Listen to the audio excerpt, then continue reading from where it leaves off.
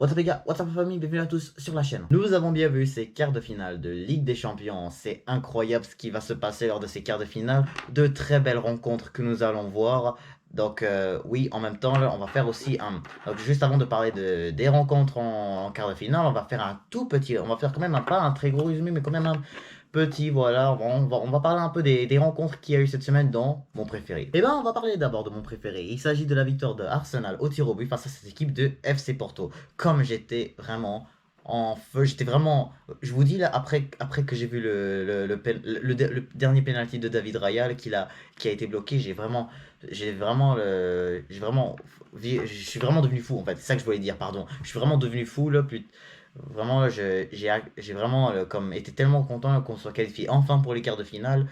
C'était vraiment un match très stressant pour moi, pour de vrai, hein. La vérité, je l'ai dit dans le short là, comme quoi, en regardant ce match là, vraiment avec voilà, comme quoi le FC Porto n'ont pas du tout été facile, ils ont super bien joué eux aussi, hein. C'est pas juste nous qu'on a fait de très belles occasions, hein, quand même. On a bien vu que voilà, il y a eu plusieurs fautes des deux côtés, donc fallait faire. Donc là, on a bien fait attention et enfin, on a bien fait attention et on a bien fait juste notre job de ne pas les laisser marquer.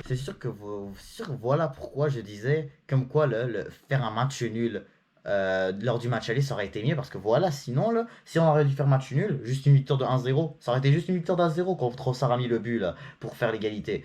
Et voilà, il a fait l'égalité et donc là, ça aurait pu être un but de la victoire si on les aurait pas laissé marquer à la fin. Il restait plus beaucoup en plus, il restait 50 secondes. Et Galeno a marqué. Et qu'est-ce qu'il a fait cette fois-ci? Il a raté. Et bah oui, il a raté son penalty à la fin du match. Donc, enfin, à la fin du match. Il a raté son penalty, voilà, dans les séances de tir au but, pardon. Je me suis trompé, ouais. Et en même temps, je sais que quand même, ça fait très mal d'avoir fait ça après avoir mis un magnifique tir lors des dernières minutes. Arsenal a vraiment été décisif. Là, on aurait pu mettre un deuxième, tout comme eux d'ailleurs, hein, mais surtout nous, on avait plus de chances d'en mettre un deuxième. Ça a été vraiment ça a été vraiment incroyable comme rencontre, un match super serré, hein. Et que pourquoi je dis que ça a été surtout stressant? Parce que vraiment, là, il y a les joueurs de Porto, ce qui a été ce qui a été plus supérieur à nous du côté du FC Porto, c'est qu'ils ont juste des joueurs plus rapides que les nôtres. Les nôtres ne sont vraiment pas très rapides pour vraiment essayer de les arrêter. Ils essayent de leur mieux, là, mais comme... Voilà, en même temps, c'est sûr que là, quand on a des joueurs rapides, notre job, c'est juste de ne pas les laisser marquer. On affrontera le Bayern Munich. Alors là, oui, on ne s'est pas du tout qualifié en quart de finale depuis 2010. Ça a été une grande première, encore une fois. Mais faut dire en même temps que on affronte une équipe qui nous a éliminés sur l'ensemble des deux matchs 10-2. C'était bien Carlo Ancelotti, oui, c'était bien Ancelotti qui nous a vraiment mangé 5-1. Donc vraiment, on affronte un Bayern Munich quand même de Thomas Tuchel, qui a été entraîneur de Chelsea. Et là, on a réussi à les battre 4-2 quand c'était Tuchel, l'entraîneur de Chelsea. Donc voilà, là, on connaît un peu je suis certain que vraiment, cet entraîneur est quand même... Enfin, c'est quand même familiarisé avec la première ligue, voilà, et donc là il s'est déplacé en Bundesliga.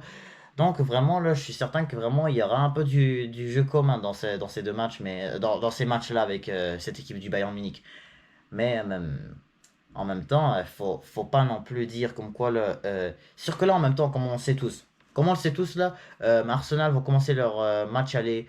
Ils vont commencer le match aller à domicile à l'Emirates et puis par la suite ils vont se déplacer pour jouer le 17 avril. Non, le 17 avril ils vont aller se déplacer à l'Allianz Arena pour jouer le match retour. Et pour de vrai, ça va être vraiment des rencontres intenses c'est vraiment une rencontre très intense que vraiment là, il faut qu'au match aller surtout là, on soit capable de vraiment les battre pour que ça soit difficile pour eux par la suite de pouvoir revenir. Mais vraiment, ce truc de pas les laisser marquer, là, ça pourrait quand même bien fonctionner, hein. Surtout, voilà, on parle de Kane, Sané. Là, quand même, c'est juste un joueur qui a vraiment du talent envers ses dribbles et ses tirs. Voilà, ça par contre, c'est quand même bien. Le match aller à l'Emirates Stadium, ça doit être vraiment un match qui n'est pas à perdre. Il faut vraiment pas qu'on le perde ce match. Il faut vraiment, et même idéalement qu'on le gagne. Parce que vraiment, si on fait juste, encore une fois, un match nul, voilà, si on fait match nul, ça serait vraiment plus probable que vraiment on soit pas capable de vraiment briller à l'Emirates. C'est sûr que là, si ça va encore au fin au penalty, là, je crois que ça va être beaucoup plus compliqué parce qu'on connaît bien Manuel Neuer, c'est l'un des meilleurs gardiens de l'histoire du football. Donc voilà, il peut vraiment, il peut clairement nous arrêter des pénaltys, et qui peut vraiment leur arrêter des pénaltys à cette équipe du Bayern Munich qui voilà peuvent vraiment nous éliminer de ce quart de finale. Mais faut quand même qu'on, parce que quand même, on voit que quand même le Bayern des fois là, ça peut avoir des fois de la difficulté, mais récemment, c'est sûr que là ils ont eu un début d'année 2024 un peu mauvais, mais ça commence à s'améliorer plus. Donc vraiment, il faut juste qu'on fasse attention et je suis certain qu'on sera capable, hein. Je suis quand même confiant, hein. Il faut juste vraiment qu'on soit dur avec eux et que vraiment là, on arrive vraiment surtout à ne pas perdre les balles, voilà, à faire de très belles passes et tout. C'est pas genre faire des erreurs et tout, c'est tout.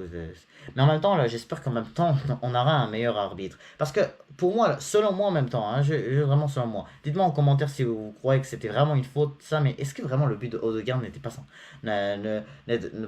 Devait normalement être compté. Parce que selon moi, là, oui, je sais que quand même, pas Martinelli. C'était qui déjà? Je pense que c'était Havertz. Oui, c'était Havertz. Selon moi, c'était Havertz là. Havertz là, il a juste traversé au milieu de Pepe et de Costa.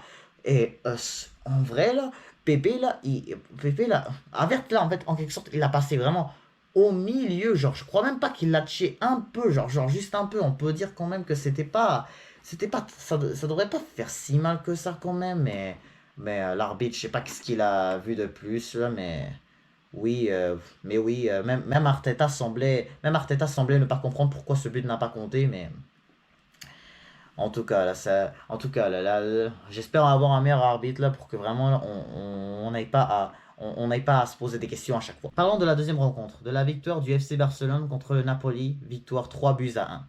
Donc, pour commencer, je tiens à dire bravo à cette équipe du FC Barcelone qui s'est enfin qualifiée au quart de finale de la Ligue des Champions. Pour de vrai, ils l'ont mérité. Et oui, ils l'ont mérité. Cette équipe du Napoli était vraiment pas à son meilleur rapport à voilà les années précédentes, vraiment à l'année précédente.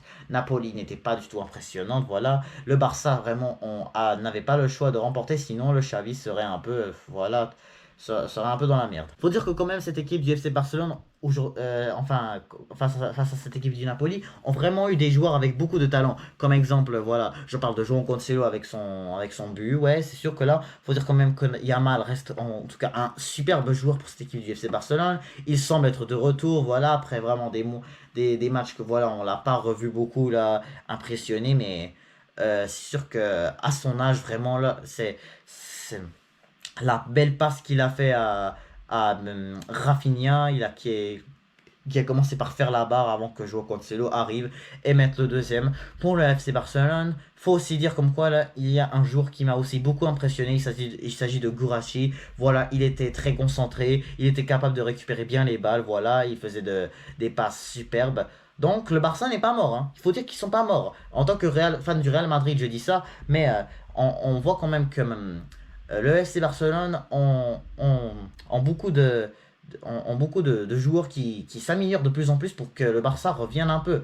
Là, c'est sûr que là, ça n'allait pas bien vraiment cet hiver, mais de plus en plus, ça va beaucoup mieux. C'est sûr que là, il y a encore des choses à faire pour que le Barça redevienne forte quand même. C'est sûr que là, le Barça était vraiment...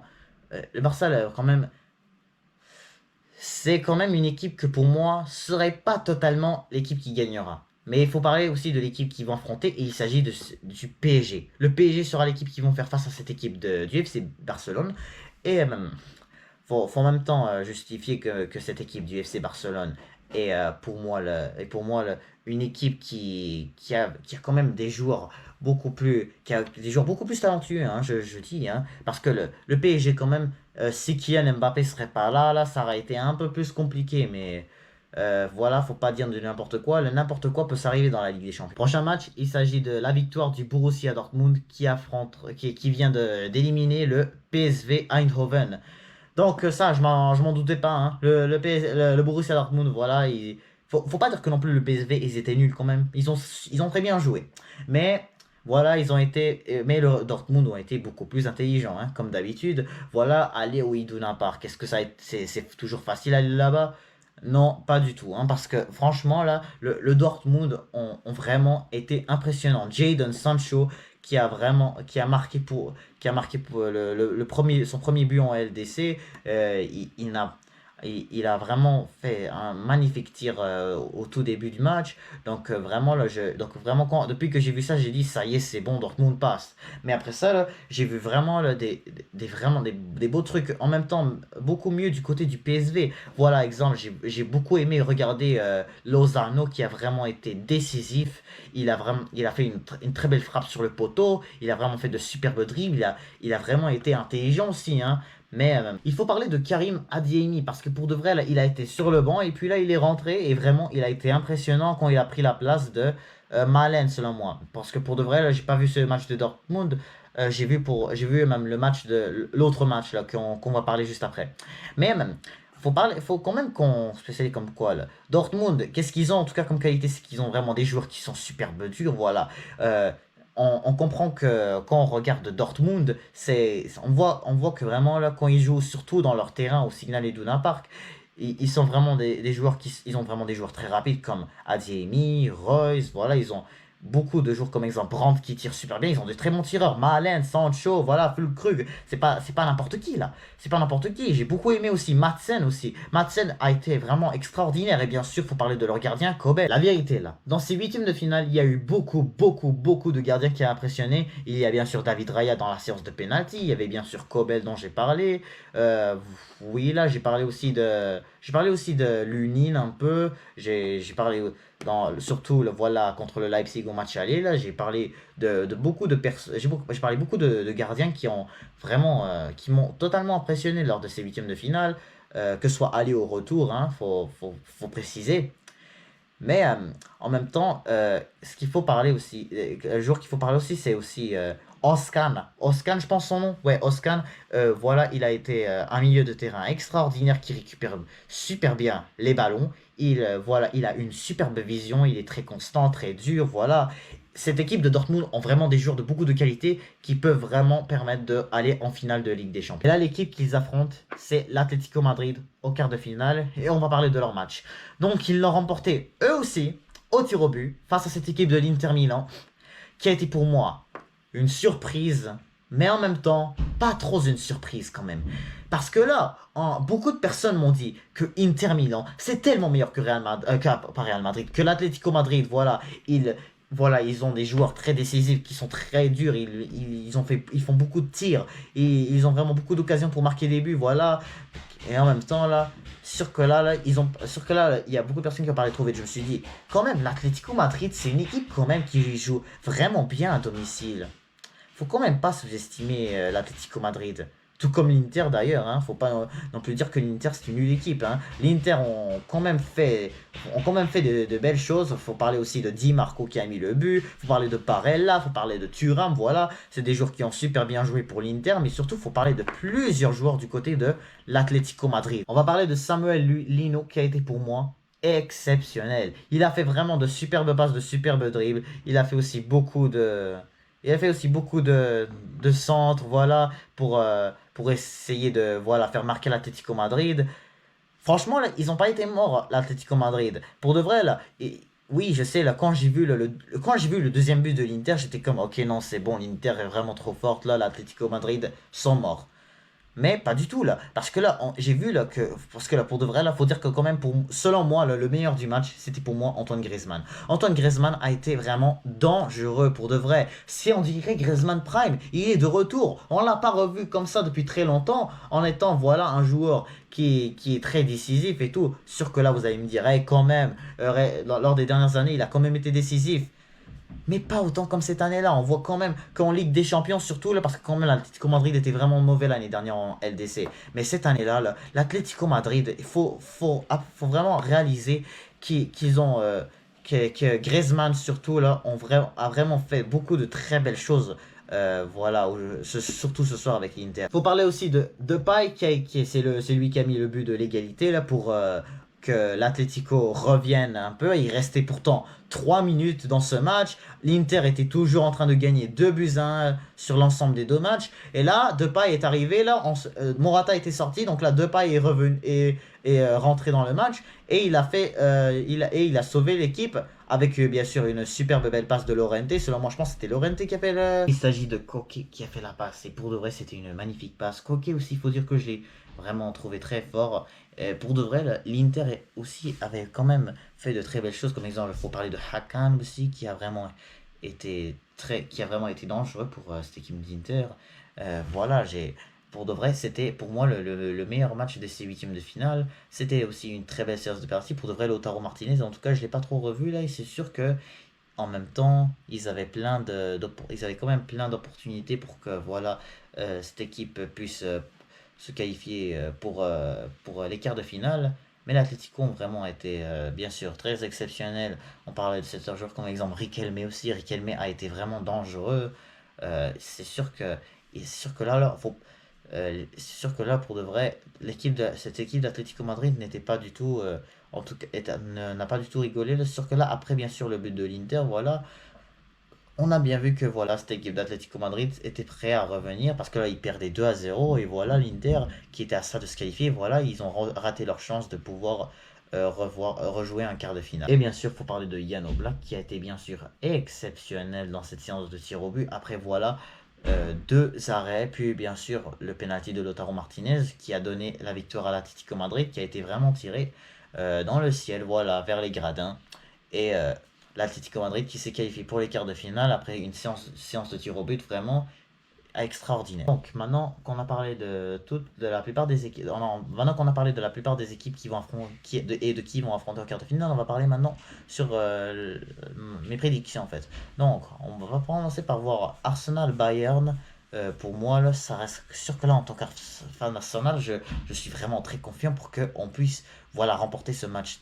Pas très facilement, ça je suis certain là, mais comme en même temps, on comprend que quand même Bayern reste une équipe qui est vraiment forte, mais vraiment qui débute mal l'année. Donc, on peut quand même dire qu'on serait capable de s'imposer là, mais comme le Bayern, peut-être qu'on serait pas capable de les battre, mais quand même au moins on sera au moins capable de s'imposer pour que voilà sur l'ensemble des deux matchs on puisse gagner. Donc voilà, je dirais une victoire de 1 but à 0, je dirais une victoire de 2 buts à 0 d'Arsenal à l'Emirates et à l'Allianz Arena, on puisse faire un match nul pour que voilà, on puisse se qualifier. Deuxième match, il s'agit de Real Madrid contre Manchester City. Donc voilà, il faut parler aussi de cette rencontre qui va se jouer pour la troisième fois consécutive en LDC.